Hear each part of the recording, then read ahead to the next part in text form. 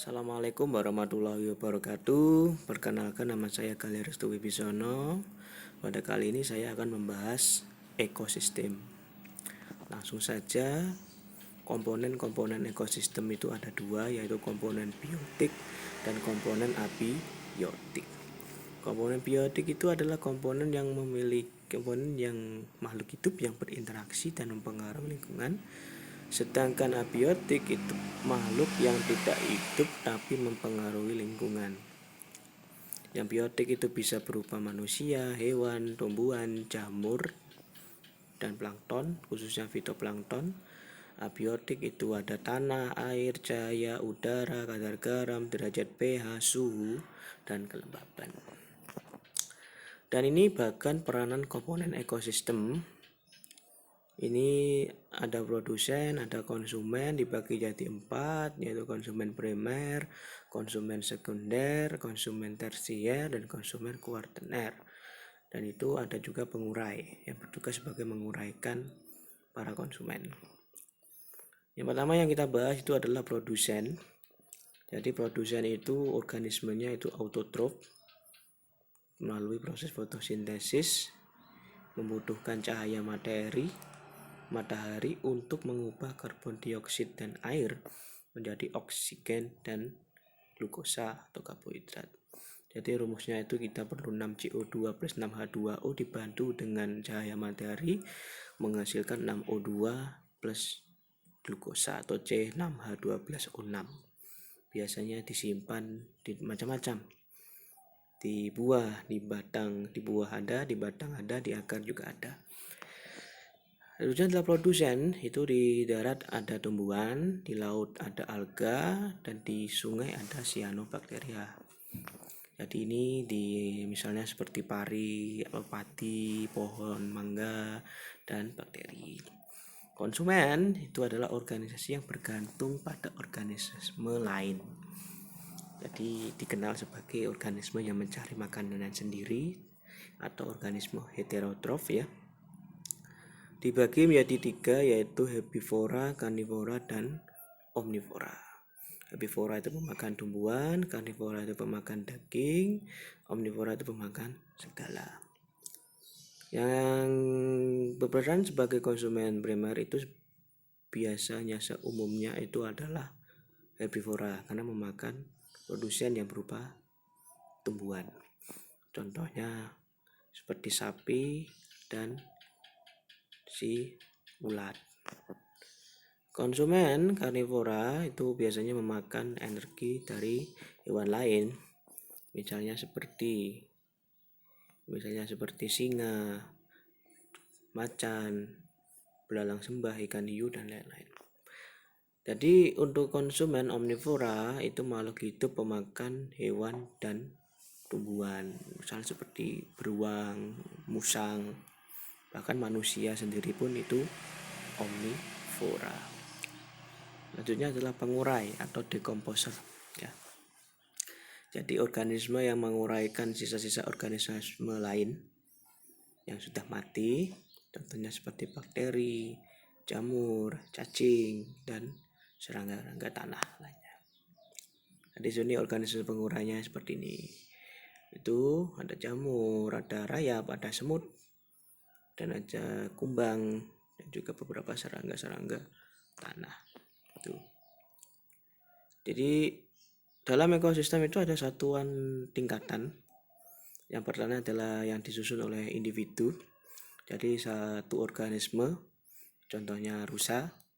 Selanjutnya adalah populasi, yaitu sekelompok organisme sejenis yang dapat berkembang biak berada dalam kurun waktu yang sama, seperti populasi rusa. Selanjutnya adalah komunitas. Itu adalah beberapa populasi yang menempati daerah yang sama pada waktu yang sama. Jadi ada komunitas rusa, ada juga komunitas kerbau, ada komunitas singa, dan ada komunitas yang lain.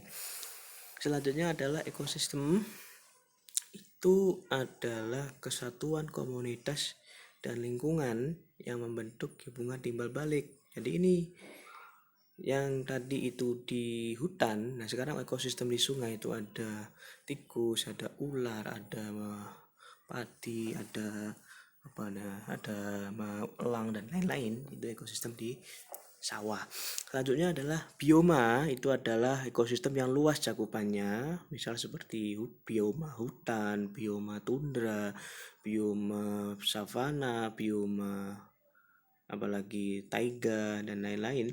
Dengan biosfer itu adalah kumpulan dari bioma-bioma dan juga cakupan tertinggi dari satuan tingkatan ekosistem. Tuh. Oke. Selanjutnya ini satuan tingkatan ekosistem tadi ada individu, satu rusa berkumpul menjadi populasi rusa. Komunitasnya berubah menjadi komunitas, itu ada zebra, ada badak, ada kijang, ada jerapah. Tuh, ini satuan tingkatan ekosistem tadi. Tuh. Ekosistem alami itu ekosistem yang terbentuk dengan sendirinya tanpa campur tangan manusia. Contoh laut, hutan, sungai, danau, dan rawa-rawa. Ekosistem buatan itu dibuat oleh manusia seperti ladang, sawah, hutan lindung, hutan yang ditanami langsung oleh manusia, dan lain-lain. Ini satuan tingkatan ekosistem biosfer. Itu ada atmosfer, ada litosfer, ada biosfer, ada hidrosfer, ada cryosfer, ada antrosfer. Jadi atmosfer itu di atas, litosfer itu tanah, biosfer itu kehidupan, hidrosfer itu air, cryosfer itu kutub, antrosfer itu adalah manusia. Dan kita itu ikuti semuanya berkumpul di biosfer. Jadi interaksi tentunya adalah interaksi dalam ekosistem. Ada interaksinya, ada dua juga, ada biotik, abiotik,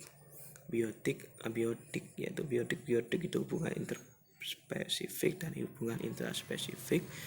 Dengan biotik, abiotik itu faktor lingkungan terhadap makhluk hidup.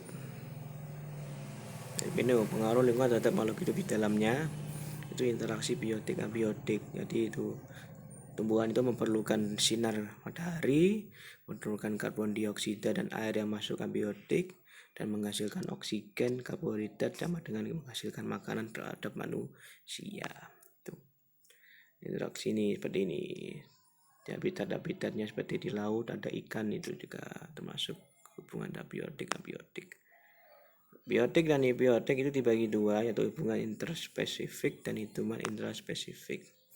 Hubungan intraspesifik itu berupa hubungan antara makhluk hidup sejenis dalam satu populasi, ya, itu bisa berkembang biak ataupun kerjasama dalam populasi. Nah, ini hubungan intraspesifik itu. Untuk hubungan intraspesifik adalah hubungan yang berlainan spesies, contohnya seperti simbiosis, yaitu cara hidup bersama antara dua makhluk hidup. Ada tiga, yaitu simbiosis mutualis, simbiosis parasit, dan simbiosis komensalisme. Selanjutnya predasi, yaitu memangsa, kompetisi, dan selanjutnya persaingan antara makhluk hidup sejenis maupun beda jenis. Yang selanjutnya antibiosis, makhluk hidup yang satu menghambat yang lain. Jadi tingkatan tertinggi dari parasitisme. Jadi ini ada simbiosis mutualisme tadi, adalah hubungan yang saling menguntungkan. Tuh. Contohnya seperti kerbau, burung kecil, anemon dan ikan batu, kupu-kupu dan bunga. Komensalisme itu dua makhluk hidup yang berbeda jenis, satu mendapatkan keuntungan, yang satu tidak untung maupun tidak rugi. Contoh seperti hiu dan ikan remora, dan ada lagi pohon dan juga sarang burung, dan lain-lain. Dan parasitisme itu adalah satunya hubungan yang memiliki satu rugi, satunya tidak, satunya untung, satunya rugi. Contohnya seperti parasit di ikan, contohnya seperti Arafeslia dan pohon, benalu, dan ada juga nyamuk pembawa penyakit, ya. Kompetisi ini adalah kompetisi di mana makhluk hidup baik beda jenis maupun sama jenis melakukan suatu pertarungan untuk merebutkan, satu untuk berkembang biak, dua makanan, dan tiga untuk bertahan hidup. Itu, ya. Predasi atau hubungan predator yaitu hubungan di mana makhluk hidup satu lain memangsa atau melakukan perburuan terhadap makhluk hidup yang lain. Contohnya seperti kelinci dengan kucing liar dan kerbau dengan singa. Nah, antibioses itu hubungan dua makhluk hidup berbeda, makhluk hidup satu menghambat pertumbuhan makhluk hidup yang lain. Itu seperti jamur penisilin yang menghasilkan antibiotik yang mencegah pertumbuhan bakteri. Itu.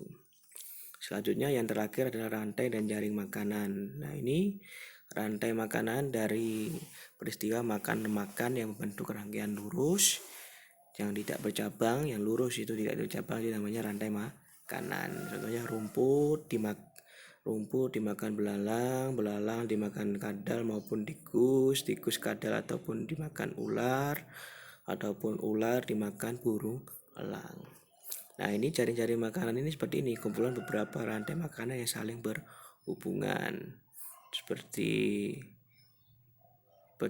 rumput dimakan tikus, tikus dimakan burung hantu dimakan ular dimakan burung hantu, belalang dimakan tikus dibalang burung hantu, kelinci dimakan burung hantu dan sebagainya. Itu ya.